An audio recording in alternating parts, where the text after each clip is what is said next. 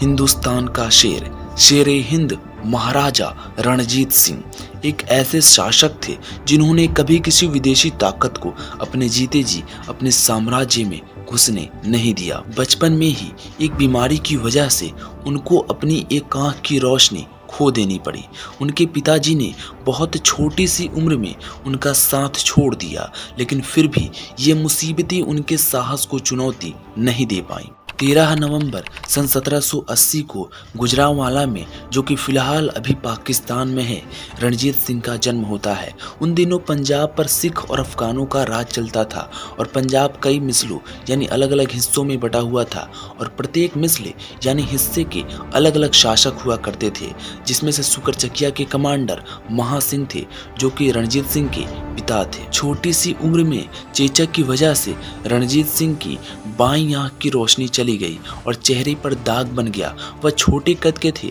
उन्होंने किसी भी तरह की कोई शिक्षा ग्रहण नहीं की थी।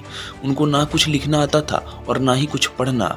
हालांकि उनको घुड़सवारी और मार्शल आर्ट जैसे प्रशिक्षण दिए गए थे। वे जब महज 12 वर्ष के थे तभी उनके पिताजी ने उनका साथ छोड़ दिया और राजपाट का सारा बोझ उनके कंधों पर आ गिरा। जब रणजीत सिंह 13 वर्ष के थे तभी हमशद खान के द्वारा उनको मारने की कोशिश की गई, लेकिन रणजीत सिंह ने हमलावरों को मारकर उन पर विजय हासिल की। 12 अप्रैल 1801 को रणजीत सिंह जी ने महाराजा की उपाधि ग्रहण की और गुरु नानक जी के एक वंशज के द्वारा उनकी ताजपोशी संपन्न कराई गई।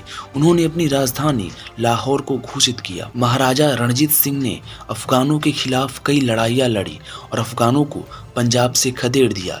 इस समय तक जो पंजाब कई अलग अलग हिस्सों में बटा हुआ था, जिसे एक करने का काम भी महाराजा रणजीत सिंह ने ही किया। महाराजा रणजीत सिंह जी ने अपनी सेना को इतना मजबूत बनाए थे कि कई राजा उनकी सेनाओं के बारे में सुनकर ही डर जाते थे। एक पंजाब ही ऐसा सूबा था जिस पर ब्रिटिशर्स अपना कब्जा नहीं कर पाए थे। ब्रिटिश इतिहासकार जेटी बहिलर के मुताबिक महाराजा रणजीत सिंह जी अगर एक पीढ़ी पुराने होते तो वो पूरे हिंदुस्तान को ही फतह कर लेते। महाराजा भले खुद पढ़े लिखे नहीं थे, लेकिन उन्होंने अपने राज्य में शिक्षा और कला को खूब प्रोत्साहन दिया। उन्होंने पंजाब में कानून एवं व्यवस्था कायम की और कभी भी किसी को मृत्यु दंड नहीं दिया। उनका सूबा धर्मनिरपेक्ष था। उन्होंने हिंदुओं और सिखों से वसूले जाने वाले जजिया कर पर भी रोक लगाई। उन्होंने कभी भी किसी को सिख धर्म अपनाने के लिए विवश नहीं किया। उन्होंने अमृतसर के हरि मंदिर साहिब गुरुद्वारे में संगमरमर लगवाया और सोना मढ़वाया, तभी से उसे स्वर्ण मंदिर कहा जाने लगा। महाराजा रणजीत सिंह में सबसे खास बात यह थी कि वो सभी धर्मों का सम्मान करते थे। वे सभी धर्म के लोगों को समान दृष्टि से देखते थे।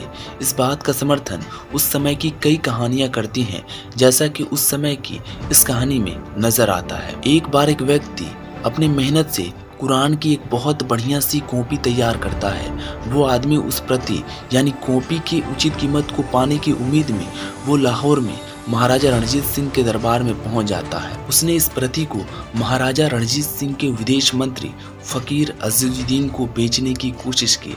विदेश मंत्री ने उसके काम की तारीफ तो की, लेकिन उस कृति को खरीदने में अपनी असमर्थता जताई। जब इन दोनों की बातचीत महाराजा के कानों में पड़ी तो उन्होंने इस कातिब को अपने दरबार में बुला लिया।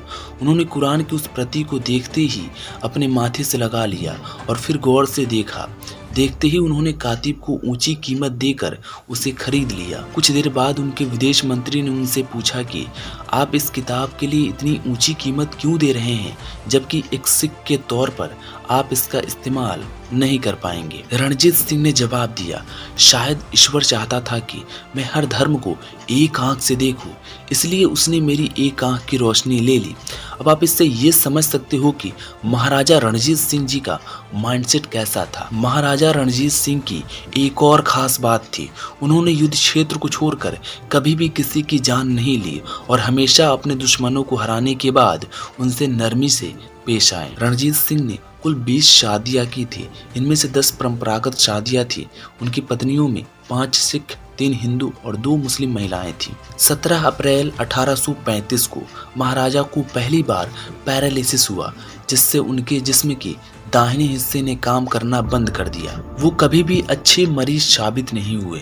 उनका इलाज करने वाले अंग्रेजी डॉक्टर मैग्रेगर ने कहा, महाराजा किसी कीमत पर कड़वी दवाएं नहीं खाना चाहते थे।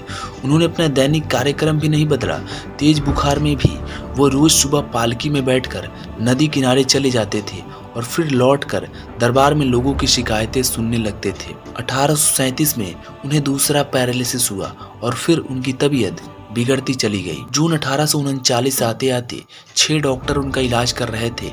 इनमें से 3 डॉक्टर उनके थे और 3 गवर्नर जनरल ने भेजे थे। 27 जून 1839 को महाराजा रणजीत सिंह ने अंतिम सांस ली। हालांकि सिख धर्म में सती प्रथा को कोई मान्यता नहीं दी गई है, लेकिन तब भी उनकी 4 महारानियों ने यह ऐलान किया कि वो उनके साथ सती होंगी। तब तक भारत में सती प्रथा पर प्रतिबंध लगे 10 साल बीत चुके थे, लेकिन इसके बावजूद भी 4 महारानियों के साथ 7 गुलाम लड़कियां भी महाराजा के साथ सती हुई, ताकि अगले जन्म में वो अपने मालिक की सेवा करने के लिए उपलब्ध रहें। अगर आप भी ऐसी ही नॉलेजेबल वीडियोस देखना चाहते हैं तो प्लीज़ हमें सपोर्ट करें। जय हिंद, वंदे मातरम।